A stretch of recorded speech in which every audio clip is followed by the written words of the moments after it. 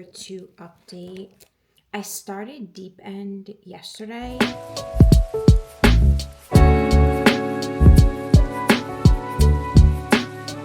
On page 124. And does the main character have like amnesia? Because she couldn't remember meeting Lucas. She couldn't remember the other person, but other people could remember meeting her. So I'm not sure if she, like, this is a side effect from something that happened, or I don't know. I'm confused. So far, the book hasn't got to the spicy part yet, which I don't know why people are freaking out about the spice in this book. Like, has anyone read Bride by her and not in love? And it says literally there is a Dear Reader page before you even start the book that says, I want you to know that this work contains consensual and negotiated explorations of kink. There you go. Did they think it was going to be like kink? I don't know.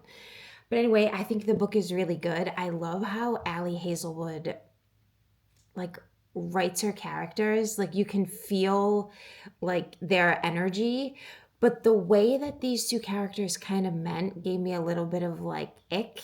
I don't know. I'm trying to figure out how this is all going to like tie up or make sense or be believable. But I don't know. I'll come back and check in maybe once I've read like 100 or so more pages, because I haven't really got to the juicy stuff yet.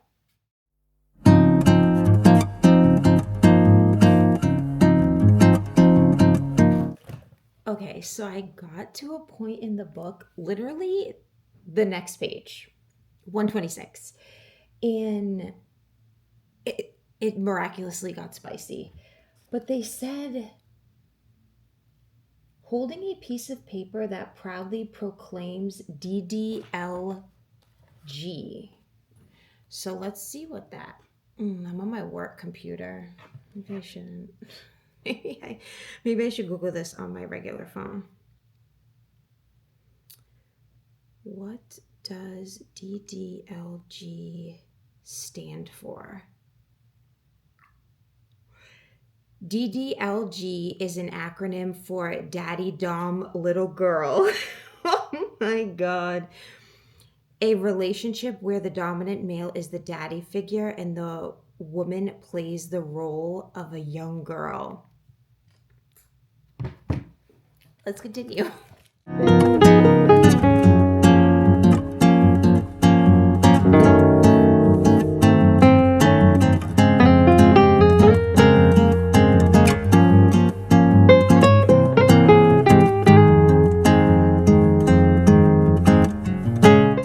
Why does every book reference the Great British Bake Off? So many books.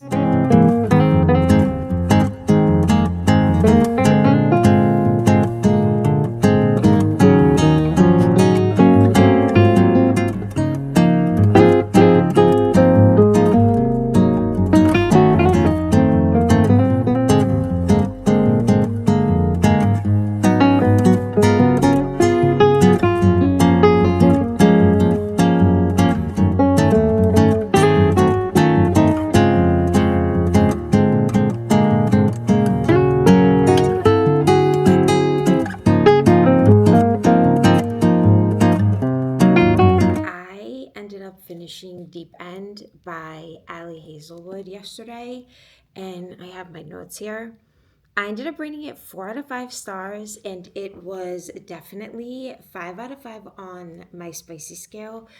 But to be quite frank, like, it was spicy and it was touching on like taboo topics, but it wasn't like a dark romance. Like, there was kink stuff and, BDSM thing, but like the very lowest of the scale. So I don't think it's something where if you've read, dark romance before, this is going to be like nothing. I enjoyed it, but it felt less like a romance and more of like character discovery, like trying to overcome fears. All I know is that Lucas is such he is such a good book boyfriend. Like so patient, kind, but also has that inner like, freak in him. And let's see. Penn did not like her. Did not like her at all. Scarlett's character, I think she was really good. She was great on like not being super jealous and really good at not pressuring or giving Lucas like to make a decision, because I don't really think she knew how to make a decision, to be quite frank, and they're both so busy. And the epilogue in this book was super cute. um I really think that's it. The book follows competitive D1 swimmer, which was Lucas, and Scarlett is a D1 competitive diver. And their like struggles going through college and the Olympics and tournaments and things like that.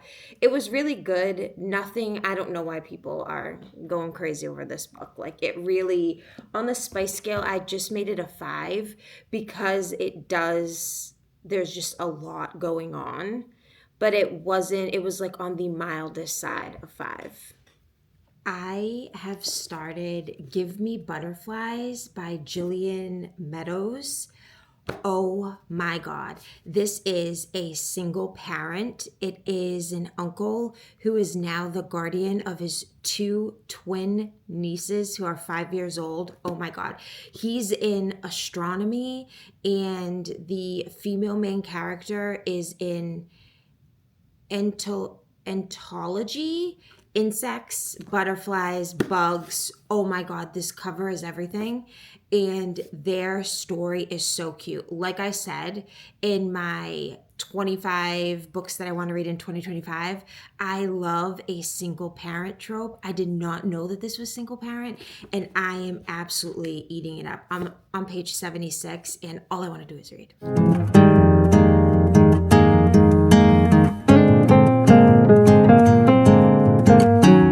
I am 138 pages into Give Me Butterflies, and oh my God, this is the sweetest book I've ever read.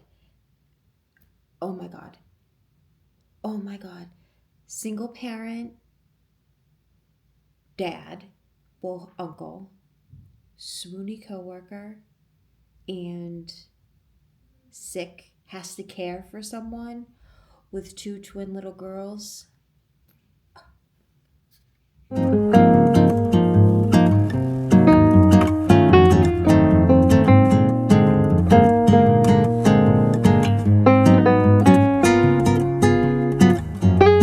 I finished reading Give Me Butterflies by Jillian Meadows. And oh my God, this book, oh, so sweet. I ended up rating it 4 out of 5 stars, and it was 3 out of 5 on my spicy scale, which I was really surprised that it was this spicy, because the cover looks very innocent, but it had the perfect amount. And I have to say that this is a debut novel, so for a debut novel, this was like super good. It was just so sweet, so swoony.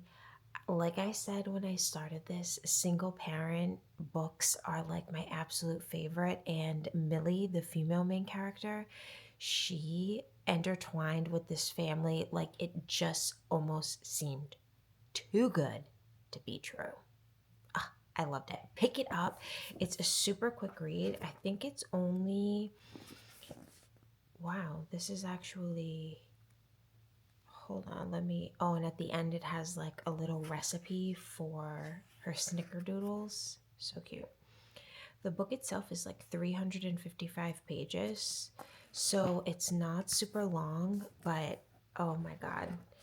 And it's part of a series, The Oak Sisters, and the second book is already out. It's Wreck My Plans, and this follows Lena, the best friend of the main character in this, Millie. So yeah, I enjoyed it. Definitely recommend. After I read that, I'm going to pick up Claire Darling. This I got as an e-arc. It comes out March 11th, I want to say, and it's like a psychological thriller. She's been ghosted. She won't be forgotten. It's by Callie Kazumi. Oh my gosh. So basically, this book is like Claire, and I'm about 15 pages in, and it goes between Claire's diary entries that she started from when she met Noah to present day, where they have been together for over a year and they are engaged. Until one day, Claire decides to be nice and go visit her fiance at work to drop him off lunch, and they tell her that he hasn't worked there for months. And then you go back in time and I'm guessing, are going to see how they became in a relationship. But the way they met was like really suspect. It's just like, if it's too good to be true, listen, it's too good to be true. So just back away. It's not fate. It's not love at first sight. But I'm interested to see how this one plays out, because there's like a drop of blood over a like engagement ring. I'm trying to open up my Kindle, and that seems interesting to me. Yeah, it's hard to see because it's on like a Kindle, but the drop of blood. So like, does someone die? Who is Noah? I'm very intrigued. But for today, I am going to head to the library. I think I have a book that's on hold, and I also saw that my library has the copy of the book Blob, which is about like a woman who is in a relationship with like a blob. I think it's like a silicone blob. It just reminds me of like, this is going to be like an implant blob. I don't know. So I'm interested to pick it up, and I don't think it's really long, but I'm going to go do that, and I will take you to my library to see what books we got.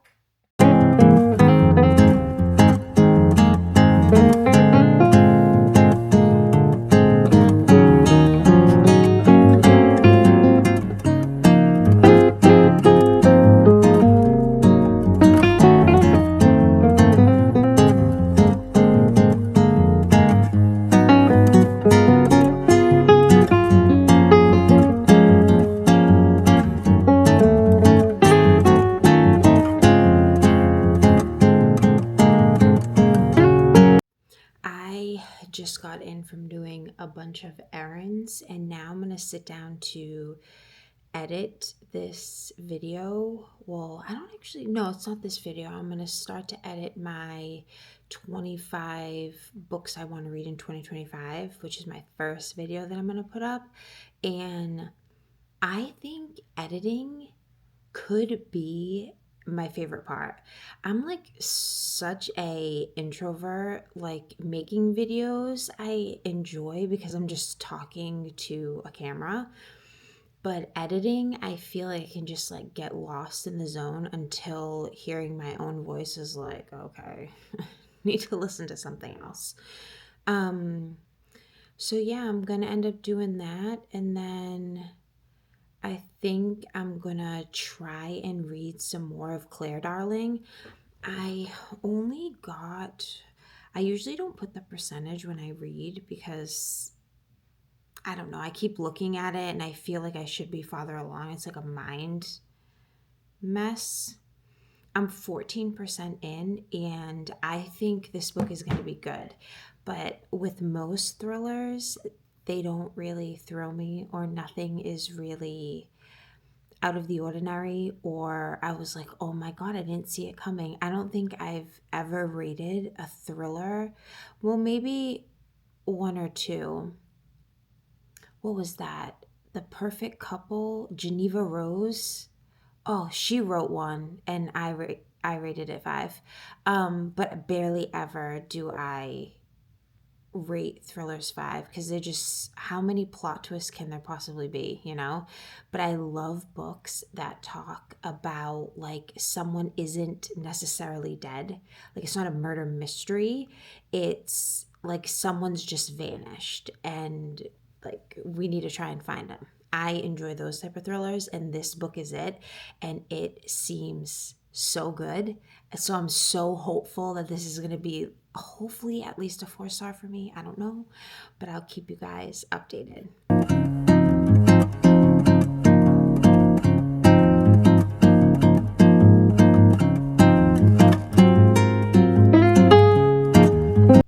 So I ended up finishing Claire Darling, which is a debut novel by, I think it was Callie Kazumi is her name. I'm not sure. And I'm torn in between rating it between a 2.5 and a 3. I don't do quarter-star ratings, but I feel like I may have to change that rule I gave myself because this would be a solid 2.75 because the book had really interesting plot twists and it did keep you engaged, but their part 2 of the book I just wasn't interested in. Like I was speed reading it. The epilogue was really good. This is very psychological. Claire's mother is horrible in all aspects that you could possibly think of. And then just another thing is, as I was reading this, guys are just so clueless. I don't know if it's that Y chromosome that just makes them feel that they're like invincible or they just don't have any idea about anything.